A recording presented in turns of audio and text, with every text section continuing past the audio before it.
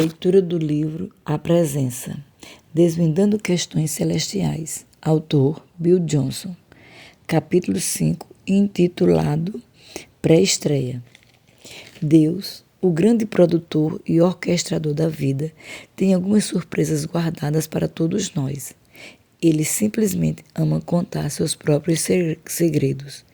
E ao longo da história, ele nos ofereceu vislumbres do que estava por vir. Devido à criação do Mestre, todo mundo vive para tornar a vida melhor. Alguns servem à melhoria da humanidade e outros meramente servem a si mesmo. Mas, como pessoas, nós carregamos um senso de esperança de que as coisas podem e devem ser melhores do que atualmente são.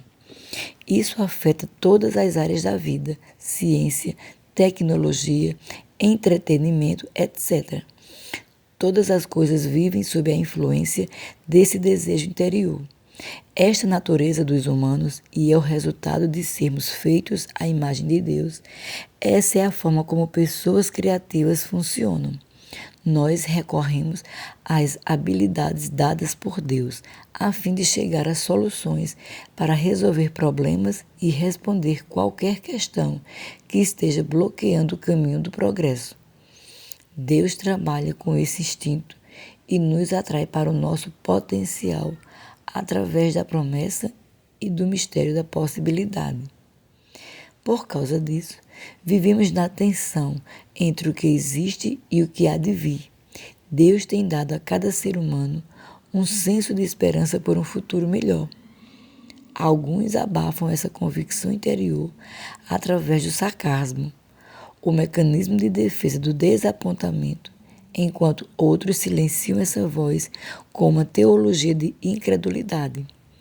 Ainda outros têm sua esperança roubada pelo tratamento abusivo recebido de outros, mas ela foi plantada neles no início e pode ser restaurada. Deus é famoso por oferecer pré-estreias de suas próximas atrações. Sabemos que a glória de Deus é ocultar certas coisas. Provérbios 25, 2. Entretanto, Ele ama revelar coisas ao seu povo. É porque Ele não esconde coisas de nós. Ele esconde coisas por nós. O Antigo Testamento serve a esse respeito. O Antigo Testamento é repleto de ensinamentos e de revelações que serviam para a expressão prática da vida e adoração de Israel. No entanto, no fim das contas, eram coisas que profetizavam e falavam do futuro. Tratava de tudo, desde a vinda do Messias, a nova natureza dada ao seu povo, até o relacionamento de Deus com a humanidade. Cada assunto e promessa eram maravilhosos, mas muito além da compreensão. Subtítulo: Enxergando além. Os profetas muitas vezes eram chamados de videntes.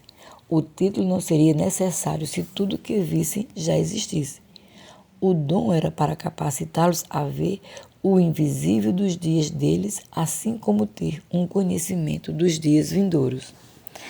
A era da nova aliança é o que os profetas viam à frente e sobre o que falavam. Eles apontaram para esse momento da história. Eles serviam a Israel, é claro, mas no fim das contas estavam servindo tanto ao ramo de oliveira brava quanto ao ramo natural. Os gentios e judeus queriam compor o povo misterioso chamado de corpo de Cristo. Vê Romanos 11, verso 17 ao 24 e Efésios 3, do verso 4 ao 9. Eles estavam servindo aqueles que estariam vivos nos últimos dias, que começariam a partir da ressurreição de Cristo. E agora estamos 2000 anos depois, os últimos dias. Nascidos para sonhar. Faça pelo menos uma lista mental dos reis e profetas que são seus heróis, os que sonharam com os dias em que vivemos. Salomão, Davi, Isaías e Daniel, e a lista continua.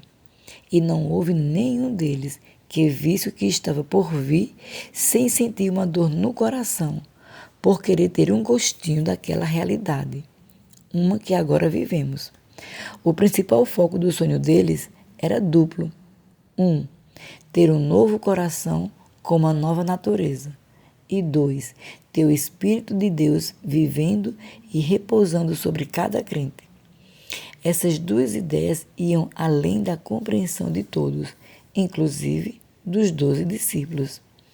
Jesus teve que instruí-los de que ter o Espírito Santo seria ainda melhor do que ter o Filho de Deus com eles na carne. Vê João 16, verso 7. No entanto, qualquer um deles escolheria que Jesus permanecesse em carne se essa escolha lhe fosse dada. Sem saber disso, eles estavam prestes a viver algo que havia sido o foco interior de muitos grandes que existiram antes deles. Um ponto de inflexão, como alguns descreviam. Pois eu lhes digo que muitos profetas e reis desejaram ver o que vocês estão vendo, mas não viram, e ouvir o que vocês estão ouvindo, mas não ouviram. Lucas 10, verso 24. Profetas e reis, quem é quem dos tempos bíblicos tinha o conhecimento de uma realidade superior que estava por vir. E apesar de desejarem fazerem parte dela, era proibido. Esse privilégio estava reservado para você. Aqueles grandes homens que fizeram história ficam na nuvem de testemunha, assistindo empolgados e maravilhados ao desvendar do mistério de Cristo diante de seus olhos. É claro que não fizemos nada para merecer o privilégio. É a escolha do soberano Deus. Dito isso, reconheço que somos levados a uma posição profunda de responsabilidade e confiabilidade, porque temos acesso a algo que aqueles reis e profetas não tiveram. É realmente sério. Vamos supor por um momento que Salomão seja um dos reis de quem Jesus falou na passagem de Lucas 10. Uma hipótese segura, eu acho, considerando a natureza de sua sabedoria e de sua visão profética. Pensem como deve ter sido para aquele homem unicamente privilegiado ansiar pelos nossos dias. Ele possuía toda a riqueza possível que este mundo podia oferecer, a ponto de deixar no chinelo o homem mais rico de hoje em comparação. Seu impacto sobre as nações fazia com que líderes que o odiavam o servissem. Ele era temido por causa de sua sabedoria que parecia vir com a presença, pois a sabedoria é uma pessoa. Vê 1 Coríntios 1,30. Os inimigos dele sentavam em silêncio por causa dela. As nações falavam sobre ele. Até reis e rainhas viajavam longas distâncias só para ouvi-lo falar. Inclusive, tentavam testá-lo com as perguntas mais difíceis, mas ele respondia todas. Os céticos se tornavam seus fãs. Não havia nada com que ele sonhasse que não pudesse ter, com exceção de uma coisa: o futuro. Reis e profetas, os mais conscientes de realidades invisíveis, receberam pré-estreias do que estava por vir. E cada um deles daria tudo o que tinha para experimentar o que foi dado a nós. Davi era, sem dúvida, uma daquelas a quem Jesus fez referência em Lucas 10. Ele era rei e profeta. Irmãos, posso dizer-lhes com franqueza que o patriarca Davi era profeta, prevendo isso falou. Atos 2, verso 29 e 31. É isso que profetas fazem. Enxergam além de seus dias e de acordo com isso falam. O rei e o profeta são a combinação apóstolo-profeta do Antigo Testamento. Inferir que apóstolos são reis só funciona se enxergarmos os reis como Deus os projetou, altamente favorecidos para servir eficazmente até aos menores de todos. Aumento da sede. Todos os encontros face a face estavam à frente do tempo no sentido de que aquele nível de intimidade se tornaria normal apenas depois que o sangue de Jesus fosse derramado. Até mesmo Gideão teve que dar um beliscão em si mesmo para ter certeza de que ainda estava vivo após seu encontro com Deus. Vê Juízes capítulo 6, do verso 22 ao 24. e pareceu surpreso ao descobrir que de fato estava. O Antigo Testamento é repleto de pessoas que experimentaram coisas antes do tempo, pré-estreias. Você já foi assistir a um filme porque o trailer o fazia parecer muito engraçado, mas quando assistiu percebeu que todas as cenas engraçadas já estavam no trailer? É um grande desapontamento. O filme não ficou melhor do que aquela sequência de 60 segundos. Deus não é assim. Ele nos atrai para a fé no impossível e depois supera a si mesmo. É assim que ele é. Ele oferece um vislumbre do que há de vir, sabendo que até mesmo aqueles que o viram ficariam surpresos quando de fato acontecesse. Suas obras vindouras são representadas em palavras e imagens, mas nunca podem estar totalmente contidas nelas. Ele ultrapassa toda a descrição e a boa expectativa de todos. Ele é o extremo em todas as maneiras certas. Nós recebemos um dos maiores privilégios de todos os tempos, a abundância de esperança num tempo sem esperança. Isso é uma luz sobre o monte. Ainda assim, muitos que recebem a honra de administrar a esperança têm permitido que as pressões dessa vida o desviem de seus propósitos. E aqueles que devem ser uma fonte de esperança se tornam espelhos da falta de esperança do que não tem Cristo. Isto é verdade, principalmente quanto aos últimos dias. Quando consideram o futuro, podem apenas ficar felizes sobre o fato do céu estar próximo. E devem. Essa deve ser a grande esperança de todo crente. Mas nossa missão deve nos preocupar mais do que o nosso destino.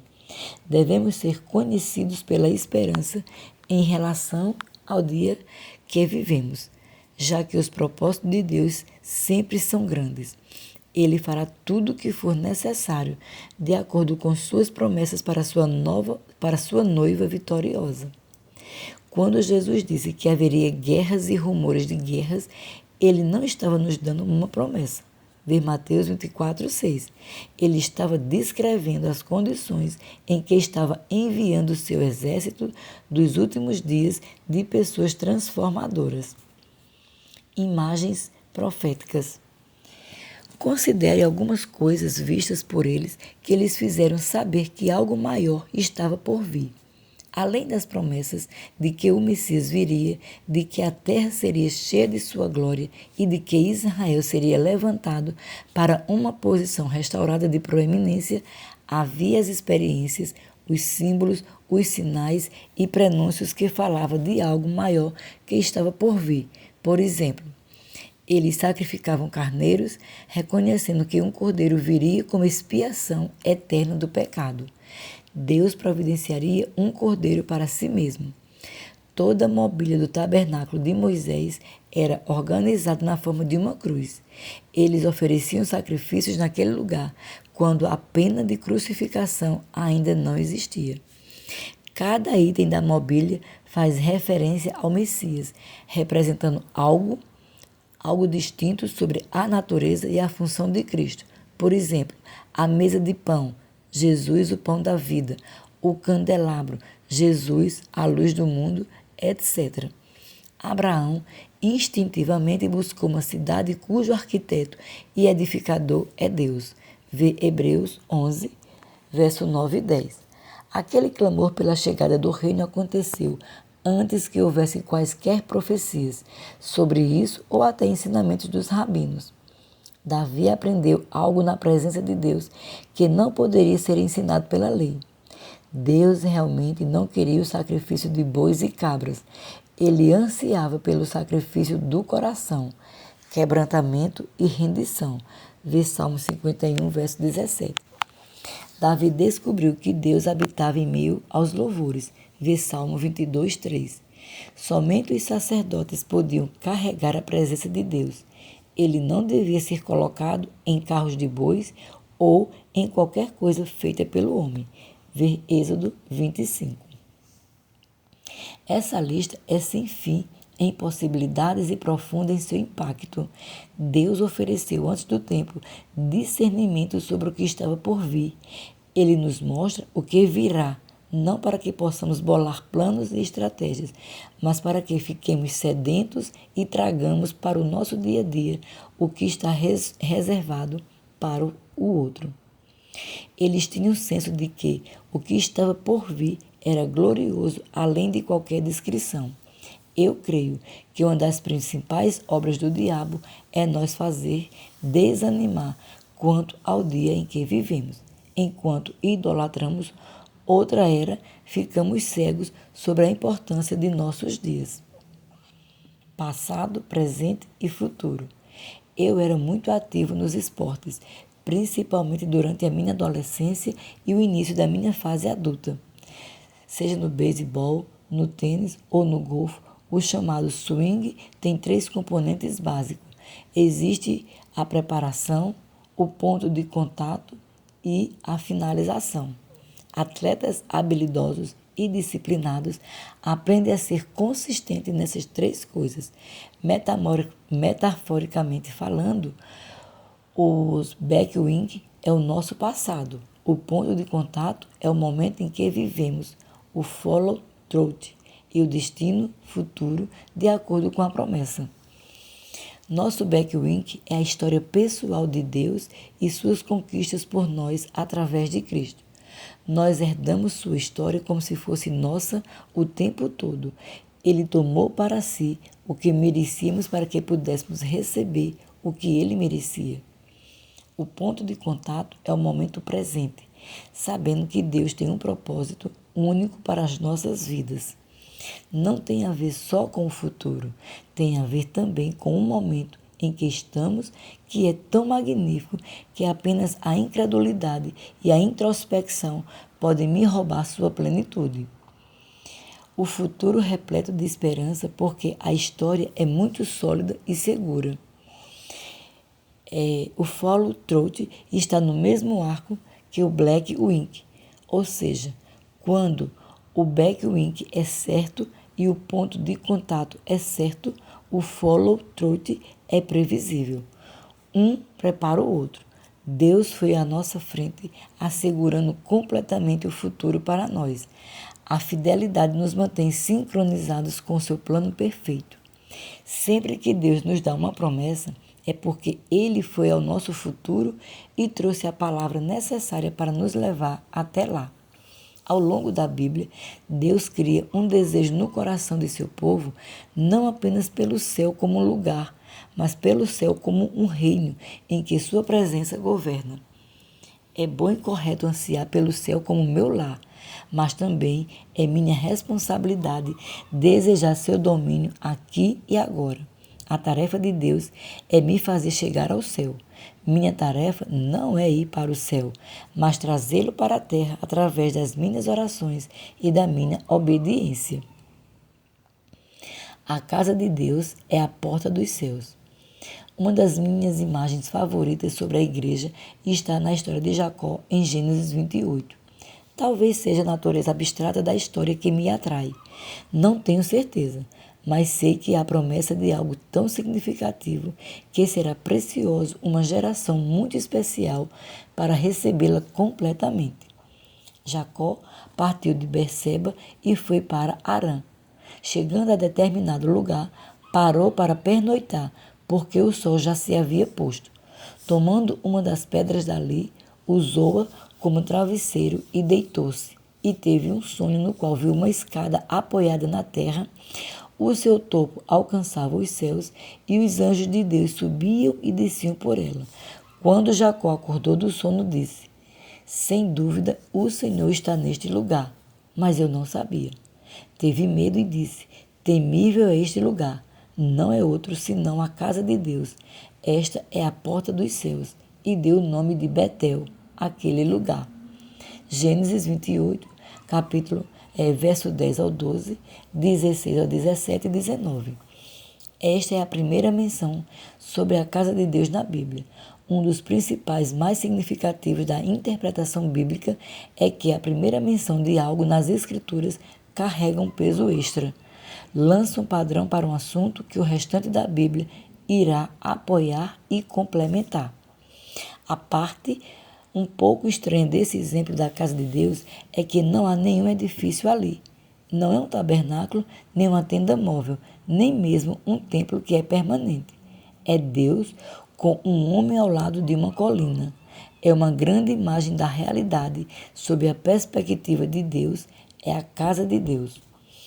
Os elementos dessa história são simples: céu aberto, a voz do Pai, anjos subindo e descendo, uma escada na terra chegando até o céu. Isso é, em sua totalidade, uma imagem da igreja. Porém, a parte mais impressionante é a conclusão que Jacó teve dessa revelação. Este lugar não é outro senão a casa de Deus, a porta dos céus. Você captou isso? A casa de Deus é o portão do céu? Portões são simples, mas itens interessantes que fazem parte do nosso dia a dia. Talvez você tenha um que o leve de seu quintal para a calçada da rua, ou de seu quintal para a entrada da garagem. Um portão é um local de transição que nos leva de um lugar para o outro, ou de uma esfera para outra. Essa ilustração é bastante profunda. A igreja é o lugar de habitação eterna de Deus. No momento atual, é um edifício construído na beira de dois mundos. Temos dupla cidadania, tanto na terra como no céu. Como tais somos, não apenas aqueles que devem orar pelo reino de Deus que há de vir. Somos as ferramentas que frequentemente são usadas para trazer aquela realidade a este mundo. Não tenho certeza se sempre temos a noção da magnitude do que estamos fazendo ou do impacto que estamos provocando. Porém, é útil compreender que a nossa obediência sempre traz o mundo dele a este aqui de uma forma mais substancial do que jamais pensamos ser possível. Instruções surpreendentes. Deus havia dado tantas revelações aos profetas, não só através de suas palavras proféticas, mas também com suas experiências celestiais. Como já disse, creio que foi escrito nos corações dos profetas, assim como nos das pessoas comuns, que havia algo mais, muito mais do que era considerado possível. Faz parte da natureza humana almejar, desejar e sonhar. Não podemos ter o desejo de comer algo doce se algo doce não existe. Da mesma forma, a sede por mais de Deus testifica que realmente existe mais e está disponível. Foi isso que levou a Abraão em busca ao nunca visto, pois ele esperava a cidade que tem alicerces, cujo arquiteto e edificador é Deus. Hebreus 11:10. Foi a convicção interior de que algo mais real, substancial, eterno e construído pelo próprio Deus está disponível para todos. Jesus falou com seus discípulos de uma forma bastante singular. Ele disse: "Na casa de meu pai há muitos aposentos. Se não fosse assim, eu lhes teria dito: vou preparar-lhes um lugar." João 14:2. Seria mais comum em nosso senso ele dizer: "Se fosse assim, eu lhes diria", ou "por isso eu lhes disse", porque a abordagem dele foi tão diferente do nosso raciocínio. Ele não precisava reafirmar a ele algo do qual já tinha consciência. Logo, ele estava falando a consciência de reinos celestiais existente no coração de toda pessoa. Ele está reconhecendo essa realidade. Seu dever seria informar a eles de que a consciência e o sonho deles não eram verdadeiros e não eram baseados na realidade se não fosse assim. Jesus é a luz que ilumina todos que vêm ao mundo. Todo mundo recebeu sua luz.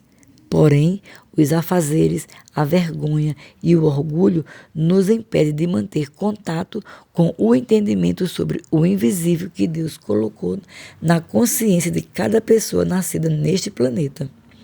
O que fazemos com esse conhecimento é nossa responsabilidade. A oração dos profetas. Posso até imaginar a natureza dos sonhos dos profetas. Além de terem consciência inata de que havia algo mais, alguns deles vislumbraram o que viria a existir. Inclusive, alguns viram o céu, o trono de Deus e as misteriosas esferas angelicais. A sede geral era de que o mundo de Deus tivesse um efeito neste aqui. Isaías até orou: Ah, se recompenses, não, se rompesse os céus e descesses. Isaías 64, 1. Era uma palavra profética em forma de oração. A oração ungida sempre possui uma natureza profética. O clamor para que o céu influenciasse a terra havia mais uma vez explodido de dentro do coração. Dessa vez era um profeta. Deus já havia preparado o cenário em que responderia a esse clamor e instruiu Isaías a orar e declarar aquilo. Capítulo 6. Respostas a clamores antigos. Os clamores por Deus, alguns vindos dos justos e outros dos ímpios, têm ressoado ao longo dos séculos. Eu cresci ouvindo que havia um vazio no formato de Deus no coração de cada pessoa. Eu creio nisso. Esse anseio por Deus é visto de tantas formas, inclusive pela vontade de tornar as coisas melhores na vida. Já viajei pelo mundo todo e uma coisa que há em todo o grupo de pessoas que conheci é o desejo de descobrir novas coisas e de tornar melhor o que já existe. Essa paixão está firmemente enraizado em todos. Deus nos criou com desejos, com paixões e com a capacidade de sonhar. Todas essas características são necessárias para verdadeiramente nos tornarmos parecidos com Ele. Com essas capacidades, podemos descobrir mais de perto nosso propósito na vida e a beleza e a plenitude de seu reino. Quando essas habilidades são desatreladas do propósito divino, elas nos levam ao fruto proibido. Era um risco que Deus estava disposto a correr a fim de completar seu sonho. Que aqueles feitos à sua imagem, que o adoram por escolha, carreguem sua presença em toda a terra.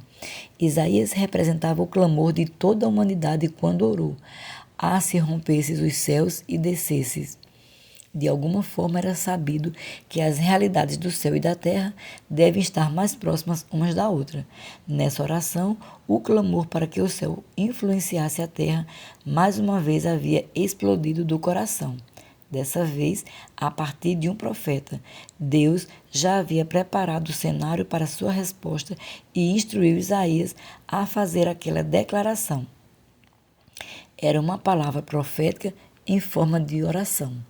Veio a resposta do céu, a revelação e a liberação do plano redentor de Deus agora são imparáveis. O céu é uma pessoa. O batismo nas águas realizado por João era conhecido por ser um batismo de arrependimento. Aquilo tornou o pedido de Jesus para ser batizado por João algo difícil de ser compreendido. Jesus não tinha pecados dos quais se arrepender, mas o batismo de João também era parte do anúncio de que o reino estava próximo. Quando João dizia que o reino estava próximo, ele estava profetizando sobre o que Jesus manifestaria e liberaria. João sabia que não era digno de batizar Jesus. Na verdade, ele confessou sua necessidade pelo batismo que Jesus traria, no Espírito Santo e no fogo. Ver Mateus 3,11. Mas Jesus insistiu. Está disposto a fazer algo que não somos qualificados para fazer. E às vezes o que nos qualifica. Jesus respondeu à objeção de João: Deixe assim por enquanto. Convém que assim façamos para cumprir toda a justiça. Mateus 3,15. A justiça foi cumprida nesse ato porque aqui Jesus se tornou servo de todos, identificado com a humanidade pecadora e agora posicionado para anunciar que o reino de Deus estava próximo.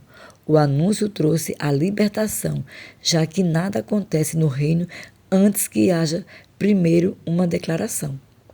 Quando Jesus foi batizado nas águas, o céu prestou atenção. Aqui está uma descrição interessante desse momento divino. Assim que saiu da água, Jesus viu os céus se abrindo e o Espírito descendo como pomba sobre ele. Então veio dos céus uma voz: Tu és o meu filho amado, em ti me agrado. Marcos 1, verso 10 e 11.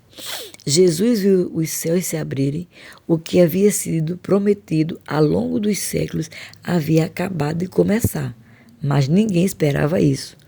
O céu invadindo a terra através da humanidade de um homem, da humildade de um homem, o Filho de Deus, o Filho do homem. A palavra abrir significa fender, partir, dividir, rasgar. É interessante que a mesma palavra é usada para descrever tanto o véu no templo sendo rasgado, como as rochas sendo partidas na morte de Jesus, quando o céu e a terra tremeram como testemunhas da injustiça daquele momento. Alguém tão perfeito morrendo por aqueles que merecem a morte. Naquele momento, o véu do santuário rasgou-se em duas partes, de alto a baixo. A terra tremeu e as rochas se partiram. Mateus 27, 51. Ou seja, os céus se abrindo no batismo de Jesus não foi uma simples separação das nuvens. Foi um ato violento, primeiramente representado pela declaração de Isaías quando orou: "Ah, se rompesse os céus e descesses." Isaías 64, 1. Um convite havia sido feito em nome da humanidade e Deus respondeu pessoalmente. Rasgar os céus foi em si um ato de graça e glória supremas, resultando em forças espirituais das trevas sofrendo sérias consequências. O homem Cristo Jesus agora está vestido com o céu, equipado para todos os seus propósitos terrenos, e sua capacitação era um antegosto profético do que em breve estaria disponível para todos nós. Sinais que nos fazem ficar maravilhados. O véu no templo, as rochas em Jerusalém e os céus experimentaram o mesmo ato violento. Eles testemunharam que o rei, com o reino superior, acaba de entrar em cena. O véu. Deus não estava mais amarrado à antiga aliança. Já os requisitos já haviam sido preenchidos através da morte de Jesus. O véu foi rasgado de cima a baixo, pois foi ele que fez. As rochas, os locais mais duros da terra, estavam respondendo a mudanças de estações, partindo-se para significar que Jesus, o Rei da Glória, era bem-vindo para reinar ali. Os céus, o príncipe dos poderes do ar, não tinham nenhuma autoridade sobre Jesus, que seria protótipo de todo crente a andar na terra depois de sua morte, ressurreição e ascensão ao céu. Então, o que aconteceu quando os céus se rasgaram neste ato tão forte? O Espírito de Deus desceu. Essa é a resposta para a oração de Isaías, resposta aos clamores dos reis e profetas que ansiavam por aquele dia. Jesus pavimentou o caminho para que sua experiência se torne nossa experiência. O Espírito Santo, o tesouro do céu, do qual Jesus e o Pai falaram com tanta reverência, foram enviados para a terra. Procurar por outro céu aberto é administrar incorretamente aquilo que nos foi dado. Céus abertos. Todo crente tem um céu aberto. Para o crente, a maioria dos céus fechados está entre as orelhas. Viver com os céus fossem de bronze, de fato, faz o jogo do diabo, pois nos coloca numa postura. Isso viola o que Jesus conquistou. Ele nos coloca no ataque com sua comissão. Ide. Lembre-se, acreditar numa mentira fortalece o mentiroso. Isso certamente não quer dizer que as trevas não são capazes de lançar uma grande sombra sobre uma pessoa, uma cidade ou uma nação. Nós frequentemente nos encontramos em ambientes espiritualmente obscuros. Posso levar você a um lugar em que apenas estar lá nos faria tremer, já que o reino das trevas é tão prevalente, destrutivo e dominante ali. Ainda assim, é um poder inferior, o qual não posso me permitir ficar impressionado. Minha atenção deve estar nas provisões e nas promessas de Cristo e no céu aberto sobre mim. Eu creio que manter o foco nessas coisas descreve, pelo menos em parte, o que significa permanecer em Cristo. Vê João 15, verso 4. Além disso, deixar de se intimidar lembra ao diabo que ele está derrotado. Vê Filipenses 1:28. Se por alguma razão você parece não saber o que fazer em certo ambiente, adore. Quando tiver dúvidas, sempre adore. Não podemos deixar as trevas moldarem nosso entendimento da atmosfera celestial que habita sobre nós. O tamanho do céu aberto sobre nós é afetado, em alguma medida, por nossa maturidade e rendição ao Espírito Santo. Pense no céu aberto como um grande carvalho. Quanto maior e mais estável é uma árvore, maior o número de pessoas que podem ficar debaixo de sua sombra. Crentes maduros carregam a atmosfera celestial de forma que os outros possam ficar sob a sombra deles e receber proteção. Fazendo outra analogia, os outros podem se beneficiar das nossas vitórias e serem transformados. Viver sem estar consciente do céu aberto sobre nós é contribuir para a guerra dos nossos corações e mentes quanto à verdade das Escrituras. Assim, sempre veremos o que não aconteceu, ao invés de viver a partir do que aconteceu. Devemos isso a Deus. Viver consciente do que Ele fez e se beneficiar da realidade que Ele tornou disponível para nós. Não fazer isso nos custaria caro. Os céus foram rasgados e não existe nenhuma força demoníaca que possa costurá-los. Além disso, o Pai anseia pelo Espírito que vive em nós. Que poder das trevas poderia bloquear a comunhão deles? Mas quando vivemos com uma consciência primordial do inimigo e de seus planos, instintivamente vivemos em reação às trevas. Novamente, quando fazemos isso, o inimigo tem um papel em influenciar nossa agenda. E ele não é digno. Minha vida deve ser vivida de acordo com o que o Pai está fazendo. Essa é a vida que Jesus modelou para nós. O céu é repleto de perfeita confiança e paz, enquanto este mundo é repleto de caos e de desconfiança em Deus. Nós sempre refletimos a natureza do mundo do qual estamos mais conscientes. Viver com a consciência dos céus abertos tem resultados incalculáveis. Deus pode vir para onde Ele está? Alguns ficam incomodados quando falamos sobre Deus entrar numa situação, seu Espírito vir sobre nós, ou o Espírito Santo se mover numa reunião, etc. Geralmente, quando nos preparamos para ministrar, convidamos o Espírito Santo para estar presente. A questão é, por que convidar Deus para vir se Ele já está presente? É uma boa pergunta. Não faz sentido fazer essa oração a menos que entendamos que há diferentes medidas e dimensões da presença de Deus. Quando Ele está aqui, sempre há mais por vir. É importante ter sede desse aumento e pedi-lo. Isaías tem uma percepção dessa realidade ao dizer: Eu vi o Senhor assentado num trono alto e exaltado, e a aba de sua veste enchia o templo. Isaías 6:1. A palavra enchia implica que as vestes dele enchiam o templo e depois continuavam a enchê-lo. Ele vinha, mas continuava vindo, sempre há mais por vir. Essa é pelo menos uma lista parcial dessas medidas de sua presença, cada uma é um acréscimo da anterior. Deus primeiramente habita em tudo e mantém todas as coisas unidas. Ver Colossenses capítulo 1, verso 17. Ele está em todos os lugares, a cola que mantém sua criação no lugar. Uma segunda dimensão da presença de Deus é seu Espírito Santo habitando naqueles que nasceram de novo. Ele vem especificamente para nos tornar seu tabernáculo. A terceira dimensão é vista quando os crentes se reúnem no nome dele, assim como ele prometeu. Ali eu estou no meio deles. Mateus 18:20. É aqui onde o princípio do crescimento exponencial entra em cena. Uma quarta medida ou dimensão ocorre quando o povo de Deus o adora, pois ele é aquele que habita entre louvores de Israel. Vê Salmos 22, verso 3.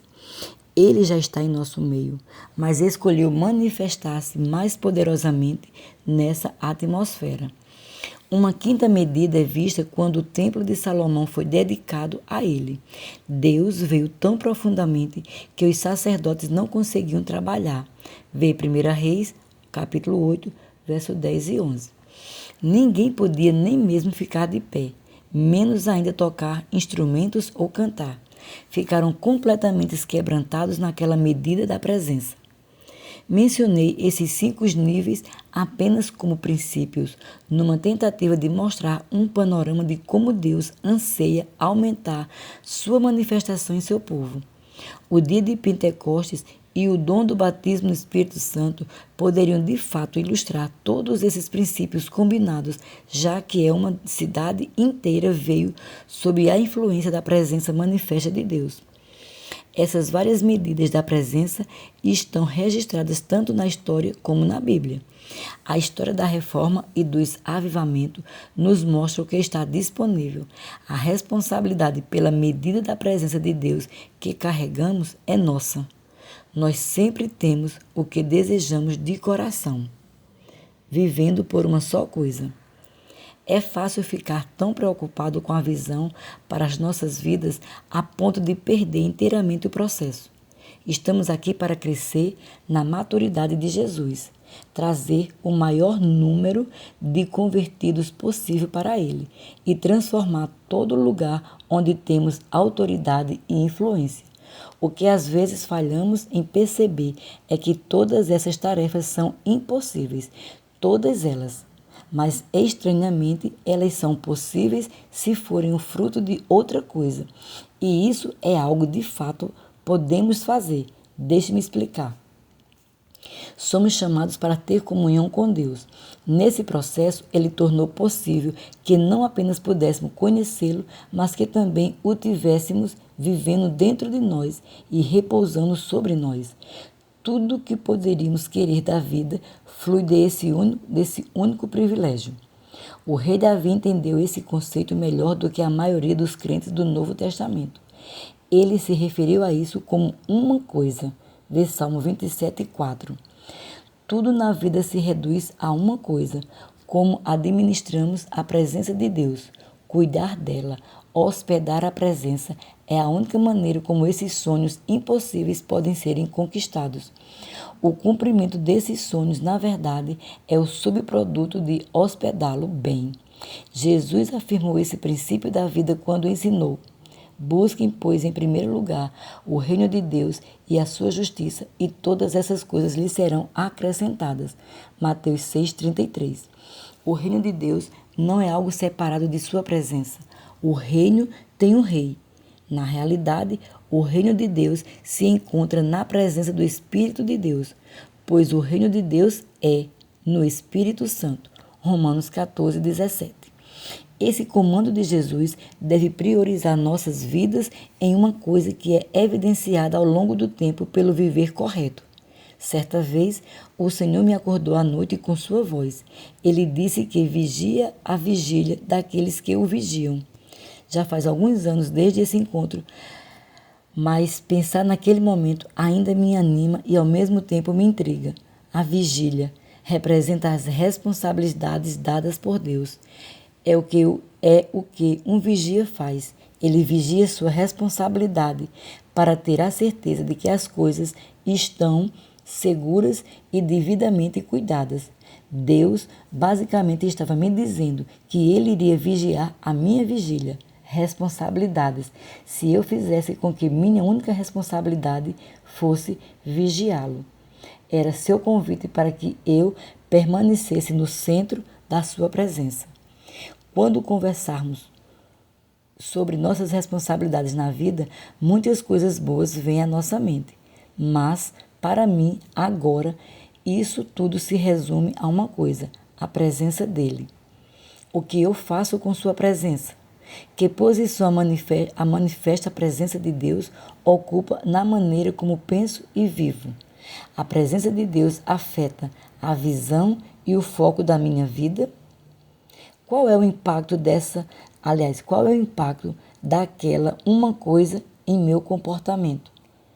o portão para uma cidade transformada. No capítulo 1 de Atos, Jesus apareceu a 500 pessoas, dizendo-lhes que não deixassem Jerusalém até que recebessem a promessa do Pai.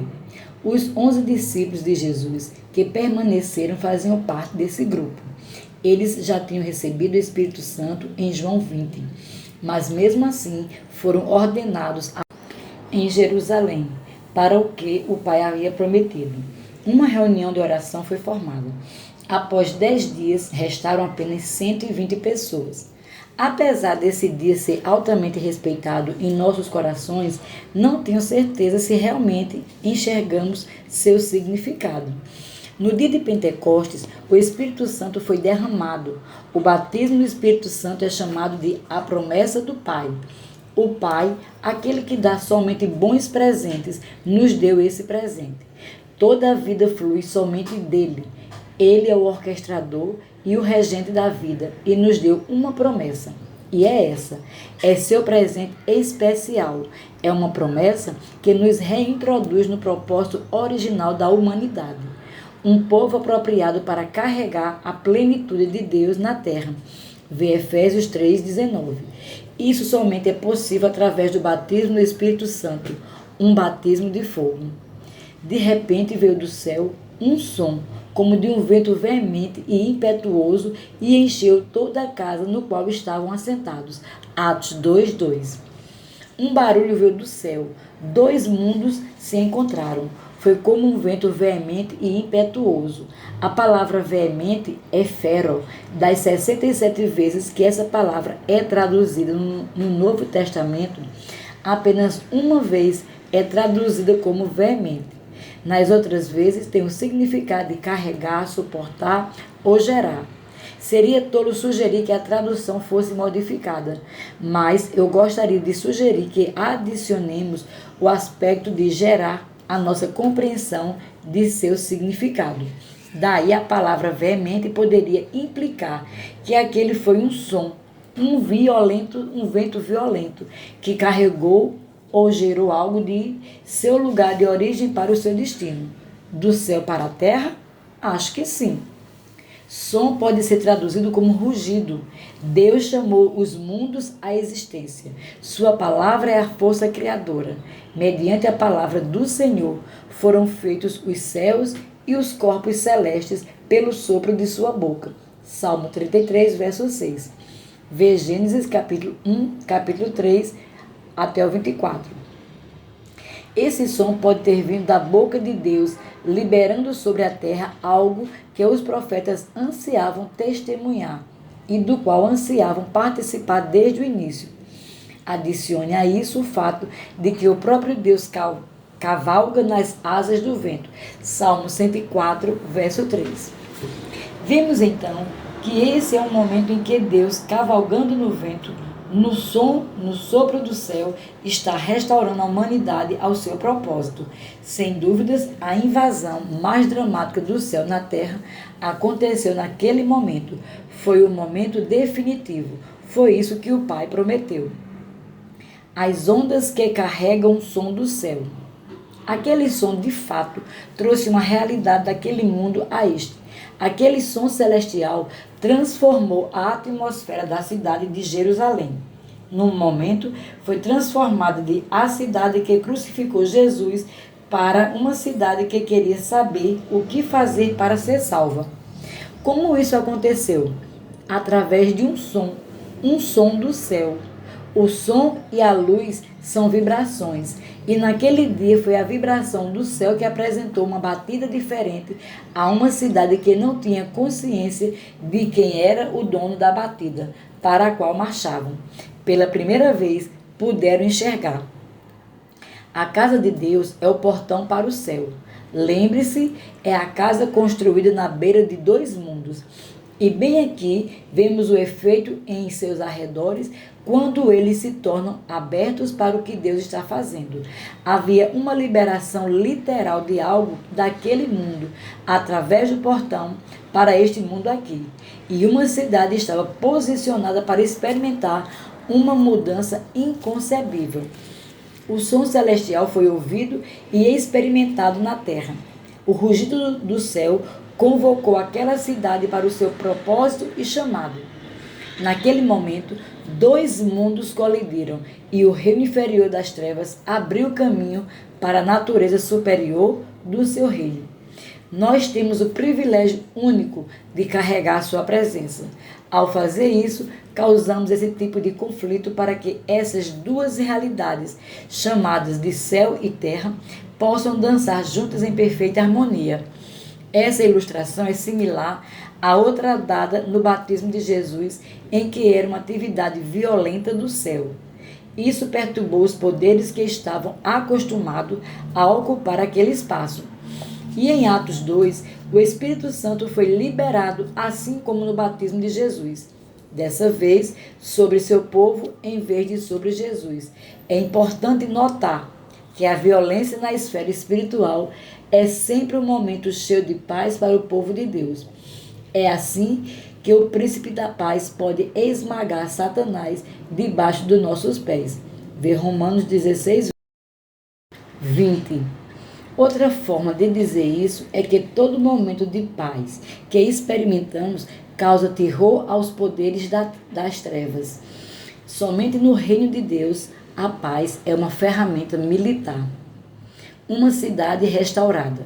Quando aquele som misterioso foi ouvido no dia de Pentecostes, milhares de pessoas começaram a se reunir aos 120 no cenáculo. Eram 9 horas da manhã.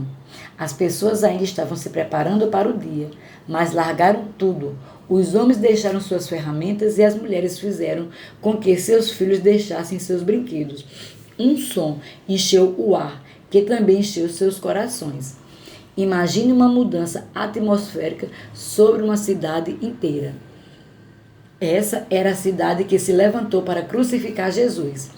Sua presença entre eles era a única coisa boa que possuíam, e eles a destruíram a responder ao espírito de assassinato, a única coisa da qual pessoas civilizadas têm orgulho de resistir. No entanto, o que saiu do coração de Deus, o som que foi liberado daquele céu aberto, explodiu sobre toda a cidade. Ninguém sabe porque a multidão se reuniu em frente ao cenáculo. Nenhum folheto de instruções havia sido distribuído, nenhum anúncio havia sido feito, mas sobre eles foi liberado um som que clareou o ar pela primeira vez em suas vidas. Seus pensamentos estavam claros, eles podiam raciocinar, eles sentiram o propósito divino. Parecia como se Deus estivesse convocando as pessoas e foi exatamente o que aconteceu. Quando era jovem, sempre pensei que as pessoas se reuniam porque os 120 estavam falando em línguas, falando nos idiomas dos povos ali presentes. Mas isso não faz sentido, principalmente para uma cidade internacional onde é comum haver visitantes estrangeiros. Eles se reuniram por um som indistinguível que alcançava o profundo do coração das pessoas. Sem um ato de Deus, seria quase impossível fazer com que as pessoas deixassem seus afazeres, suas casas, seus negócios para se reunirem sem nenhuma razão reconhecida. Aquele som chamava algo profundo no coração daquela cidade. Chamava para ser restaurada em seu propósito original. Ela deveria ser conhecida como a cidade da presença de Deus. O rei Davi fez essa dedicação anos antes no tabernáculo que construiu naquela cidade. Tabernáculo este dedicado a 24 horas diárias de adoração. Para ilustrar a natureza desse som, gosto de compará-lo a um som de um instrumento musical. Um músico talentoso que pode produzir um som quase mágico de um saxofone ao soprar habilidosamente através da palheta divinamente colocada na boquilha do instrumento. Da mesma forma, considere o sopro de Deus nos corações de 120 pessoas, liberando um som sobre uma cidade que mudou sua atmosfera. Quando mudamos uma atmosfera, mudamos um destino. Isso foi o que as pessoas ouviram. Um som harmônico que desceu porque 120 pessoas estavam reunidas em unidade. Não apenas umas com as outras, mas com o Espírito do Cristo ressurreto. Esse foi o som ouvido há mais de 2.000 anos. Esse foi o som que anunciou a rendição de 3.000 pessoas num só dia.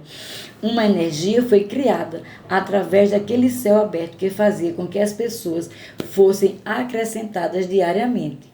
Ver Atos 2,47.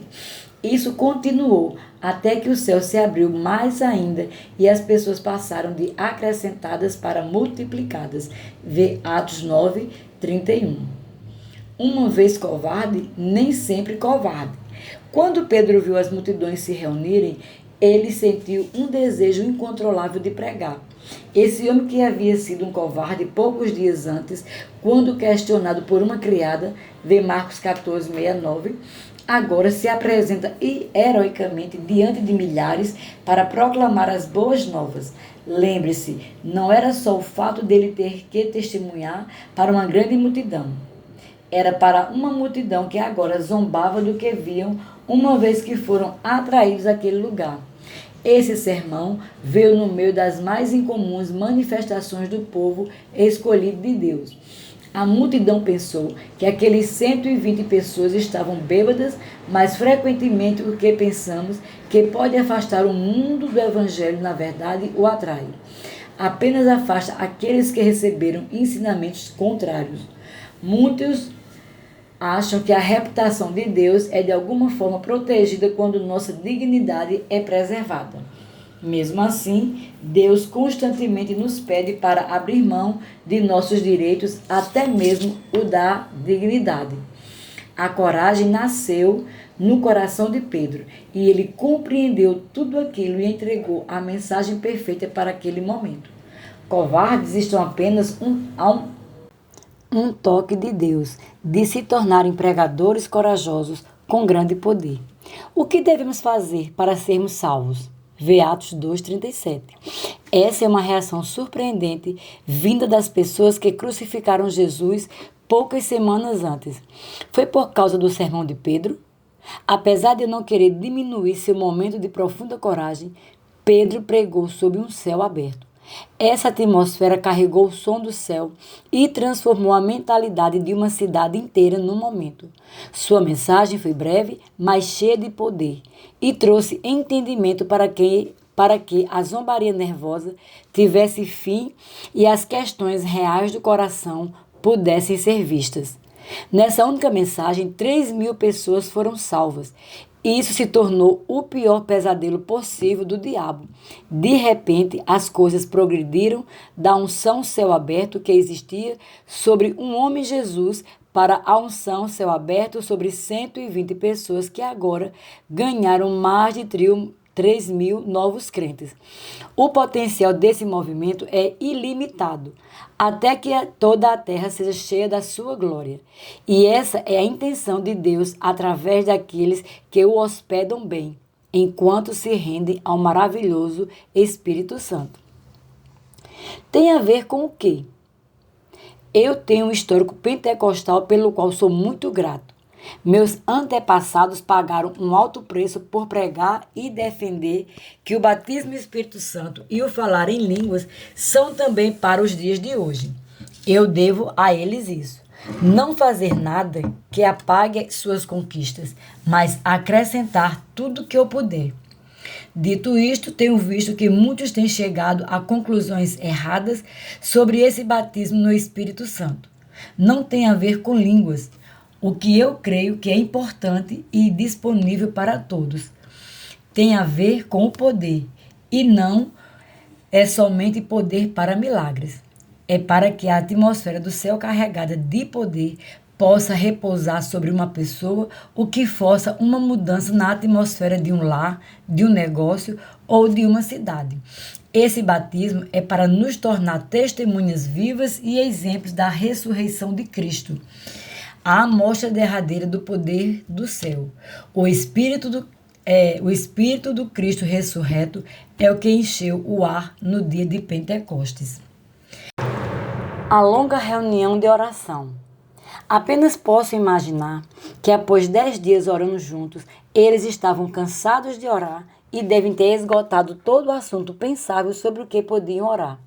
De repente, o amor deles por Jesus foi levado a um nível que nunca haviam conhecido ou experimentado antes. Seus espíritos se tornaram capacitados pelo Espírito Santo naquele momento repentino. Eles estavam vivos, realmente vivos pela primeira vez em suas vidas. Eles falavam de coisas que não compreendiam. Dois mundos colidiram e o entendimento de Deus que existe nessa esfera celestial influenciou de fato a língua daqueles 120 pessoas aqui na Terra. Elas falavam dos caminhos misteriosos e das obras poderosas de Deus. Esse batismo é comparado ao vinho e não à água. A água refresca, enquanto o vinho influencia. Quando Deus chama um batismo de batismo com fogo, obviamente não é um batismo meramente refrescante. O céu veio para influenciar a terra nesse batismo. Mas quando aquele vento forte e veloz veio e a língua do céu foi derramada dos lábios daquelas pessoas, elas também foram refrescadas pelo que as influenciou. Paulo mais tarde aponta que orar em línguas nos edifica. Não há dúvida de que isso aconteceu com aquele grupo. Para completar, eles estavam falando de algo tão gratificante, tão preciso e poderoso, que era como experimentar um dia completamente novo. E eles estavam experimentando um novo dia. Essa língua celestial veio como uma erupção dos seus corações. Mas pela primeira vez em suas vidas e, na verdade, em toda a história, eles disseram o que de maneira ou de outra precisava ser dito perfeitamente, sem falhas nem faltas. O Espírito de Deus falava através deles com o entendimento brilhante de que ele estava exaltando. O louvor deles vinha diretamente do Espírito de Deus, através de seus lábios rendidos para o próprio Deus. Nesse exemplo, o intelecto humano foi ultrapassado. Eles falavam das maravilhas de Deus, Atos 2:11. Dessa vez, era uma língua de louvor e não uma língua de oração. Imagine o privilégio de falar dos grandes mistérios da natureza de Deus para uma cidade que o havia rejeitado. Foi, no mínimo, inebriante. A intenção do Senhor é que esse batismo de fogo incendeie todo o coração. Isso seria mais bem expresso por um povo que fosse guiado pela presença e não guiado pelo ministério. Não tem a ver com o que eu posso conquistar por Deus. Tem a ver com quem vai comigo e também com eu fazendo tudo o que eu posso para proteger esse relacionamento valioso. Quando o mais gera mais. Alguns anos após esse grande derramamento do Espírito, as coisas ainda iam bem. Aliás, os números estavam aumentando diariamente e os milagres sacudiam a cidade inteira. Pedro e João liberaram um milagre para um homem aleijado que pareceu deixar todo mundo perplexo. Vê Atos capítulo 3, do verso 1 ao 10. Acreditava-se que eles tinham muita coragem. Como consequência, foram presos, interrogados, perseguidos e finalmente soltos. Após serem soltos, foram a uma reunião de oração e oraram por mais ousadia. Agora, Senhor, considera as ameaças deles e capacita os teus servos para anunciarem a tua palavra corajosamente. Estende a tua mão para curar e realizar sinais e maravilhas por meio do nome do teu santo servo Jesus. Atos 4, 29 a 30. E o Espírito de Deus veio novamente. Nós sempre precisamos de mais. Muitos que falam em línguas pensam que são cheios do Espírito Santo. Ser cheio do Espírito Santo não é evidenciado pela fala em línguas, é evidenciado por estar cheio. Como sabemos que um copo está completamente cheio? Quando transborda. Pedro, no dia de Pentecostes, estava cheio do Espírito Santo. Em Atos 4, Pedro se junta a muitos outros numa reunião de oração. A expressão surpreendente deles era a de clamar por mais. Pedro orou por mais. Ele não orou por alívio no meio da perseguição, mas por mais coragem. Aquela expressão que às vezes ofende, para que pudesse ir mais profundo nos reinos das trevas e resgatar mais vítimas. E a Bíblia diz: Depois de orarem, tremeu o lugar em que estavam reunidos.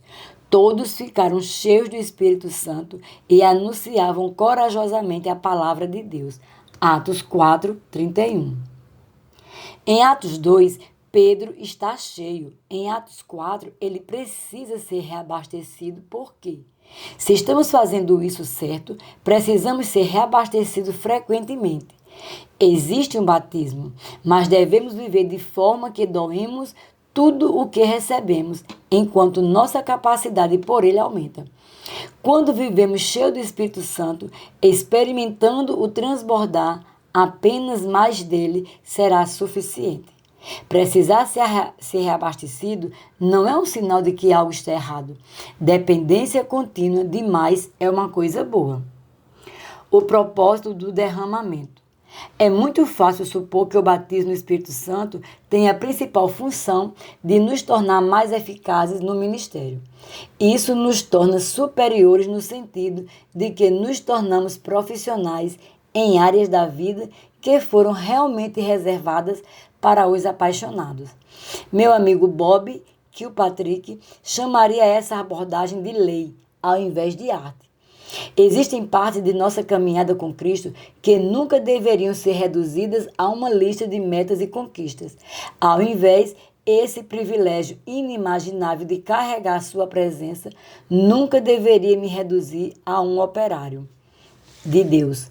A decisão de ser um servo ou um amigo ainda é escolhida por pessoas ao nosso redor todos os dias. Apesar de servi-lo completamente, ser um dos maiores privilégios, meu trabalho é o subproduto do meu amor. Esse batismo nos leva à intimidade no nível mais alto possível.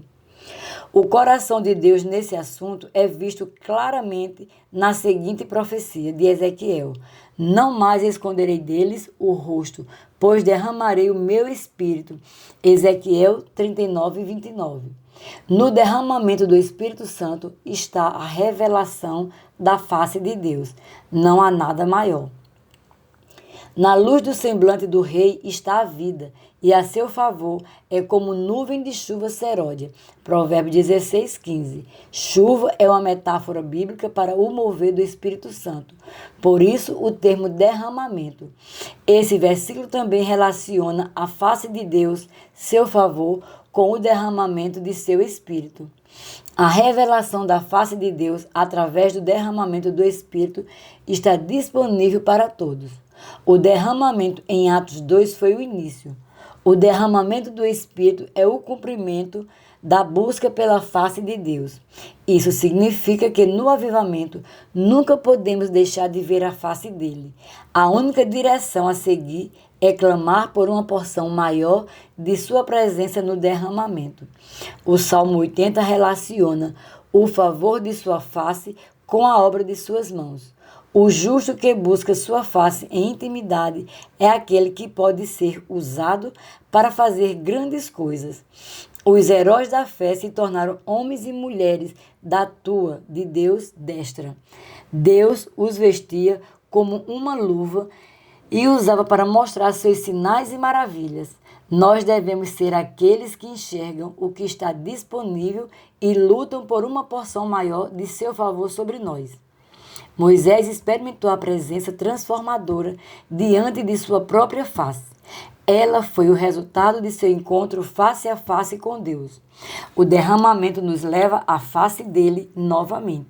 E acredite ou não, a experiência de Moisés nem pode ser comparada com a nossa. Não será o ministério do Espírito ainda muito mais glorioso? 2 Coríntios 3:8.